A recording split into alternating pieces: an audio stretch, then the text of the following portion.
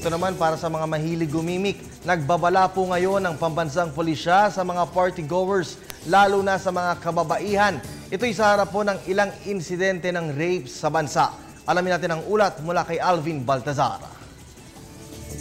Pinapag-iingat ng PNP Anti-Illegal Drug Special Operations Task Force o HOT ang publiko, lalo na ang mga kababaihang mahilig at laging laman ng mga gimikan.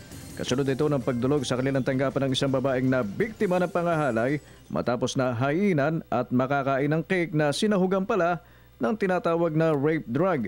Estilo ng mga suspect para maisakatuparan ng makamundong pagnanasa sa kanilang tinatarget, ihalo ang rape drug hindi lang sa mga pagkain, kundi pati na sa mga inumin na ang epekto nito'y 2 araw na walang gisingan, dahilan para mapagsamantalahan nga ang isang babaeng biktima. Meron ng mga tao, suspect na nagpapakalat o gumagamit itong mga droga para lang makapang-biktima o makapanghalay ng mga kababaihan natin. Ito yung mga pampamanhid, no? Pampamanhid. Para wala ka talagang maramdaman, no?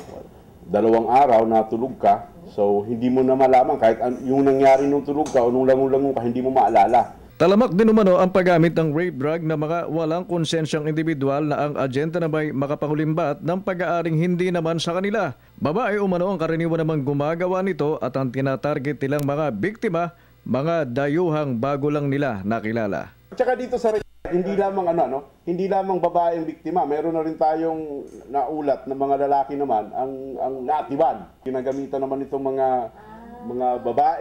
babaeng suspect.